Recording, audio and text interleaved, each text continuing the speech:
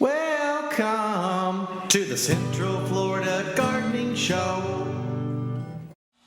Welcome back to the Central Florida Gardening Show.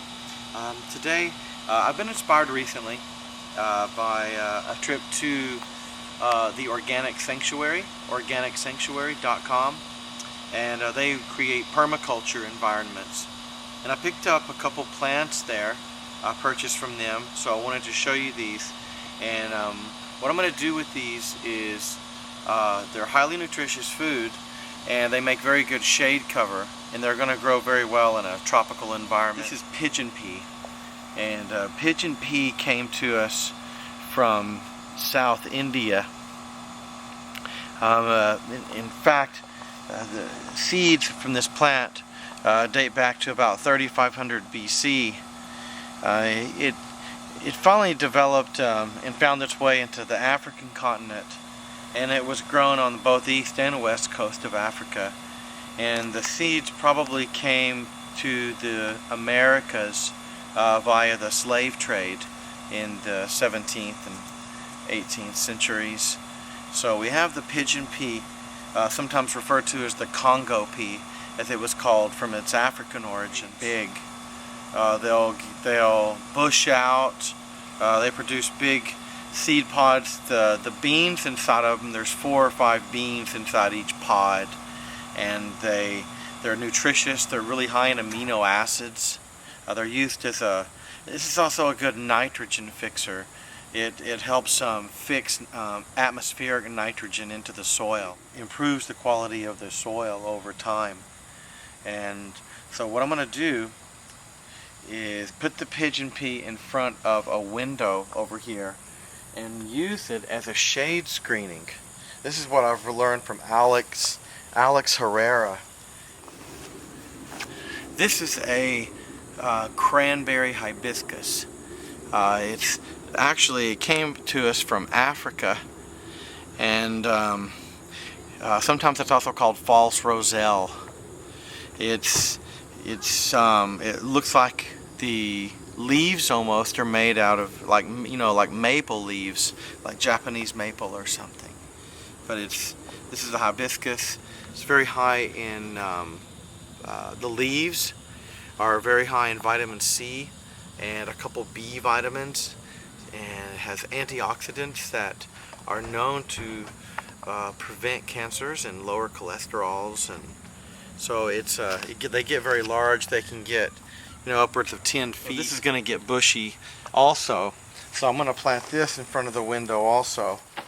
Okay, so what we're going to do is, instead of doing a soil amendment like with special soil, but sometimes I do, but to save money, a lot of this, you can spend a fortune buying all these soils and all these things, but if you'll just keep a lot of organic matter, like I keep a sort of a composting can. I'll tell you about this composting can. Make sure, we're in an urban environment, so if you're in the country where you can have some kind of ratio of birds of prey that will take care of rodents and stuff. But this is actually, some of this is from the guinea pig we have, leftover shavings and stuff like that. So those are real good things you could compost with. Any kind of organic matter. And then come over here, we're going to mix this with dirt. We're just going to take the native soil, and I usually throw a lot of different. Now, I'll tell you about these planters. These are coconut fiber, and the cool thing about using these is you can get the soil ready and then put your plant that you're going to put into the ground in these, and the roots from your plant will actually just come out all the fiber in this coconut fiber. You don't even have to worry. You just bury this thing right in the ground, so you don't really have to worry about getting it out of a planter and then putting it in the ground. Basically just plant it right there. Plus this sets a nice amount of space up for your root ball that's going to grow, and plus it allows you to feed nutrients right to it, particularly when it's young. Okay, so here's our cranberry hibiscus. We're going to real gently damaging the plant. Squeeze it kind of at the bottom. Go gently, take it off if you can. Turn them back over. We're going to lay it right into this coconut fiber planter. Then we'll take the soil, and like I said, this is just regular dirt, and in Florida it's just sand. Mix it with some organic matter, grass shavings, whatever, you know. Don't go spend a lot of money on fancy soils and things. If anything, go get yourself some inexpensive, you know, coconut fiber or something. And just put that soil back in there.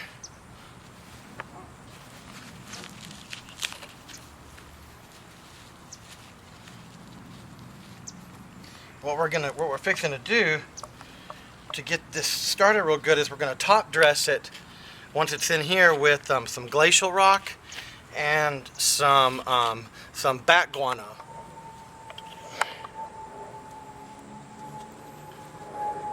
And this will run right down in to there when you water. And this coconut fiber planters, you can just put the, like I said, right in the ground. This will help the, you know, contain the loss and sort of mitigate the loss of all of your, you know, fertilizers. And here's our pigeon pea or Congo pea.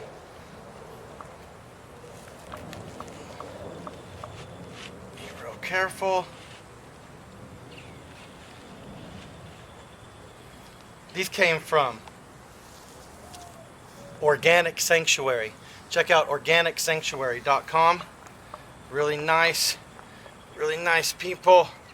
Really care about ecosystems and the environment. Work with permaculture. Natalie and Jonathan. Now I'm going to go ahead and take this bamboo stake and put it in here and try to. The wind's starting to blow, and this will help keep it up. I need to be on this side. There we go. So we're gonna, this is Cocoa Tech, and it's just organic, you know, coconut fiber. Picked this up from these geniuses up at Urban Sunshine, Mike and Keith on hanging moss. And so we're going to use this coconut fiber as part of the substrate for the pigeon pea and the cranberry hibiscus. So you get a big block of it like this and put it in water. We're going to knock off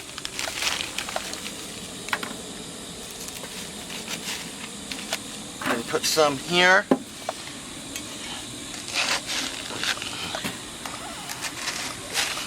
Now this will expand a lot. That's why you get a big chunk of it like this. It'll last you a little while. Okay, that's enough. Let's go ahead and stop right there, Julia, and then we'll see how much this expands once we put some water on this stuff.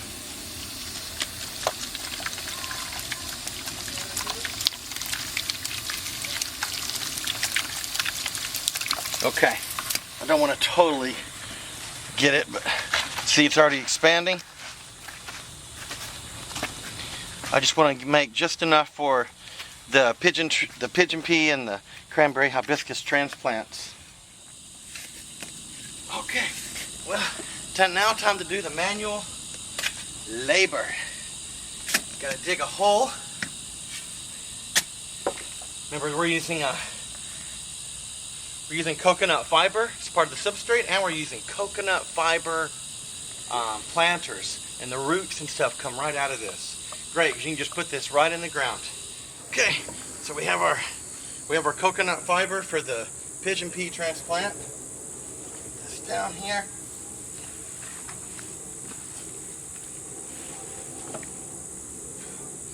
Let me show you something I did on these. things that are real skinny like this, you have to sometimes prop up with stakes. So I have a bamboo stake in here, and you can get little twisty ties, and those little twisty ties will then hold it to the stake. Okay, and we have successfully planted cranberry hibiscus and pigeon pea. We planted the pigeon pea and cranberry hibiscus about 3 weeks ago. As you can see, Julie is standing over here by them, and the pigeon pea is now already up halfway through the window. The cranberry hibiscus has grown quite a bit. So hopefully these are going to make very good shade plants to shade this window and part of the house. And we are already enjoying the cranberry hibiscus leaves. Very citrusy and yummy, great on salads and in sandwiches. And haven't seen any of the bean pods yet on the pigeon pea. Pigeon pea is thought to have originated in India. It's sort of a short-lived perennial shrub. Lives for about maybe 5 years. And here's a little what the pea pods look like from the pigeon pea. Check out tropicalpermaculture.com, and their section on pigeon peas. It's very descriptive. It's a food that's really a great source of protein, and in fact in India dal is actually made from pigeon peas.